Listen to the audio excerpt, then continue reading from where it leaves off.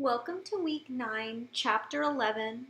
This week we are extending our analysis of markets from not only discussing perfect competition but looking at monopoly. Now, perfect competition is on one end of the extreme spectrum.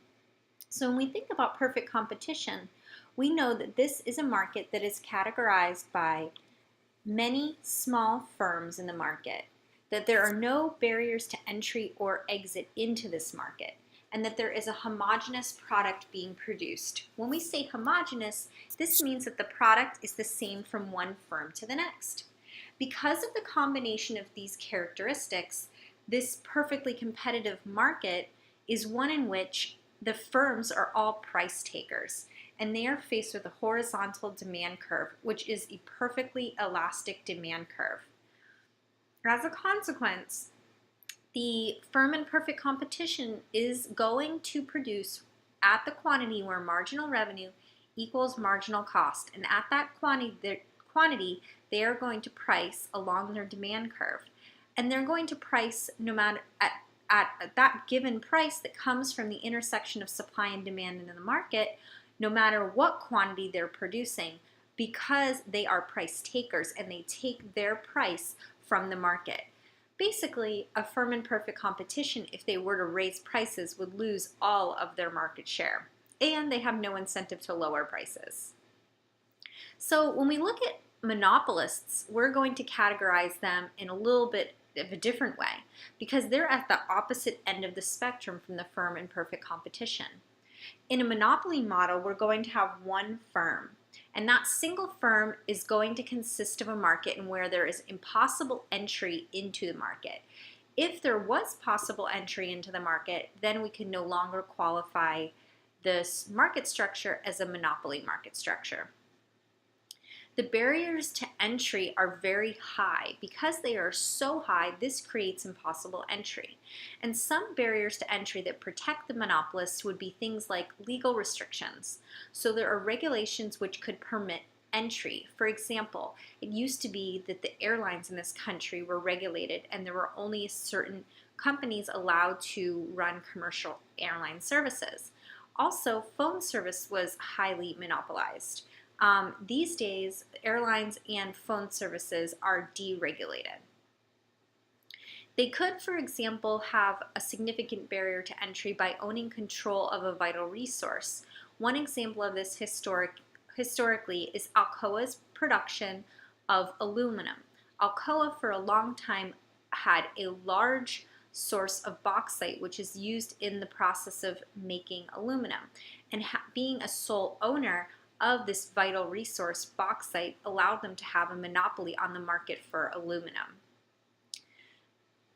They could have a technology superiority, and a lot of technology superiorities are actually legally regulated. So a firm might have a patent, trademark, or copyright on a given product that they produce, and it is of technological superiority that gives them a monopoly market. Pharmaceutical drugs are like this. They have their brand drugs that will for a long time be under a patent, and once that patent runs out, then you'll see that the price of the drug will fall and there will be generics available.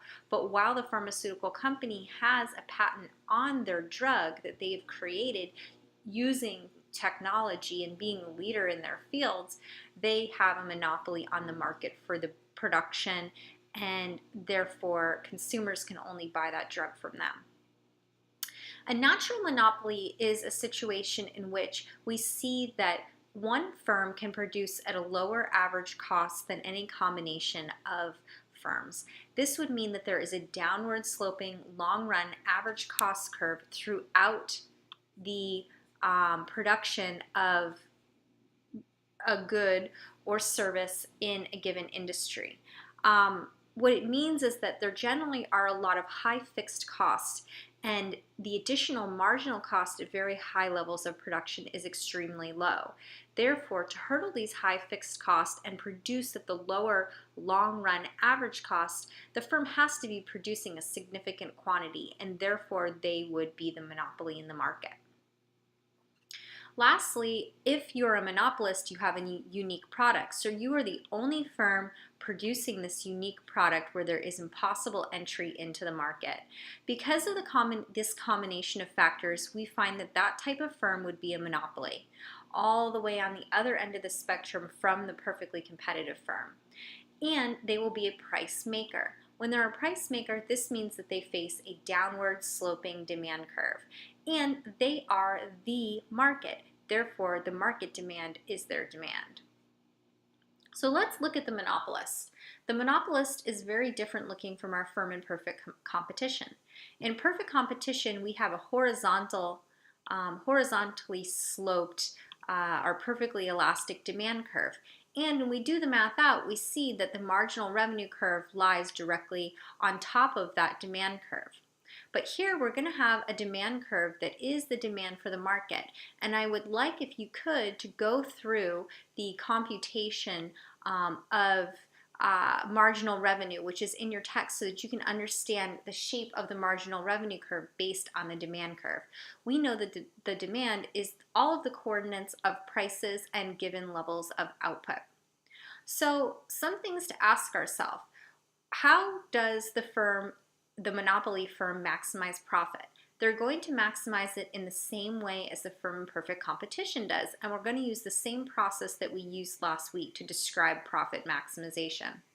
So always, the difference between total revenues and total cost is maximized where marginal revenue equals marginal cost. This means total revenues minus total cost is greatest. The difference between our total revenues and total cost is greatest where marginal revenues equal marginal costs. So where our marginal revenue curve intersects our marginal cost curve at this quantity of output,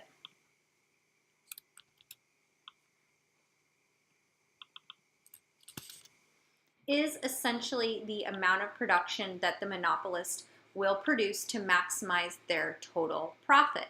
Not just to maximize total revenues or to minimize total costs, but to maximize the difference between their total revenues and total costs. We do that at the quantity where marginal revenue equals marginal costs. So we'll denote that by Q1. Next, we have to say, well, what is the price that the monopolist is going to charge? The monopolist is going to charge at that quantity along its demand curve. So what is the price along the demand curve that the monopolist would charge for Q1 units?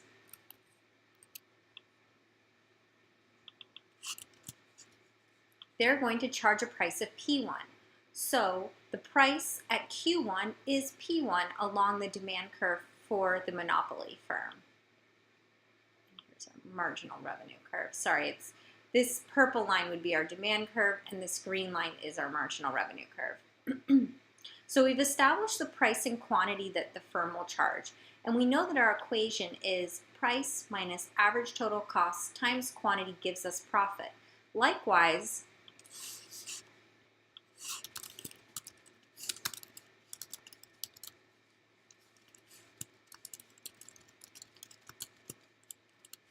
also gives us total profit. Also gives us our profit. So the total revenues are our price times quantity. Here, P1 times Q1. And the total costs would be the average total costs at that quantity of production times the quantity of production.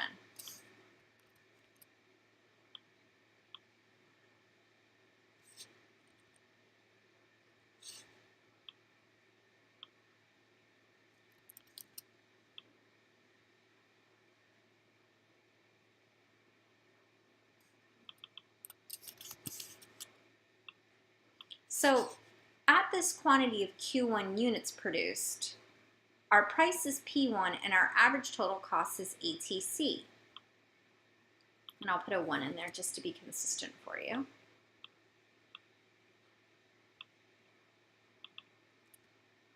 It's not letting me. ATC 1. And let's make this line a different color just so that we can be aware of what we're dealing with. We'll have it red there. So whenever our price that we're charging is greater than the average total cost, that price minus the average total cost at the quantity of units we're producing times the quantity of units we're producing gives us our profit level. Also, we know that total revenues are price times quantity minus average total cost times quantity gives us profits. And we can simplify that to remove the Q's, Q times price minus average total cost equals profit. This is because we can simplify the equation by moving the Q's outside of the function times the price minus average total cost gives us our level of profit. So here we see that the monopolist is earning a profit as represented by this rectangle here. They're earning a profit because the price they're charging at Q1 units, where marginal revenue equals marginal cost, where they're maximizing their profit, is greater than average total cost. So here we know that they're earning a profit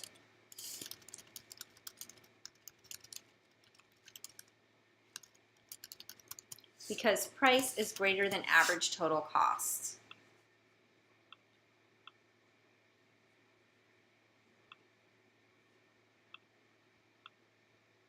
So something to think about, in the long run, will this profit, this rectangle here, price minus average total cost times Q1 units, will this persist in the long run? We saw that the firm in perfect competition would not have profit in the long run. They wouldn't have profit in the long run because they would always price at the minimum point on their average total cost curve. So that would be somewhere like right about here. And if we were pricing at the minimum point in our average total cost curve as a monopolist, we would be producing more units at a lower price.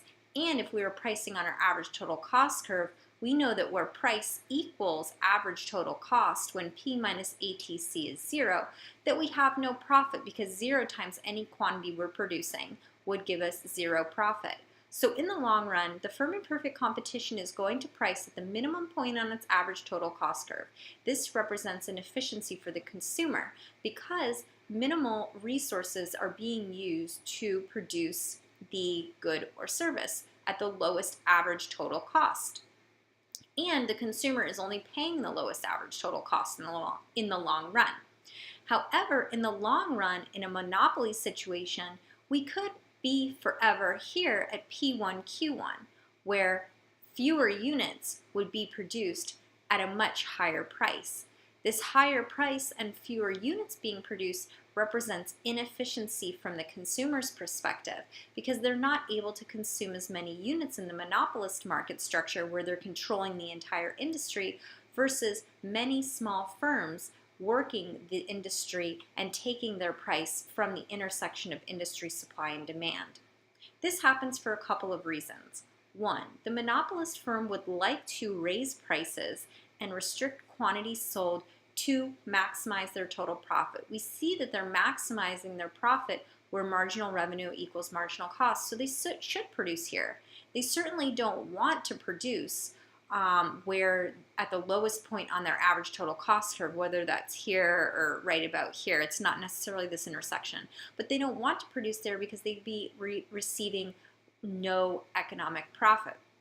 The other reason that this long-run economic profit persists for monopoly is because there is no fear and no actual entry into the market.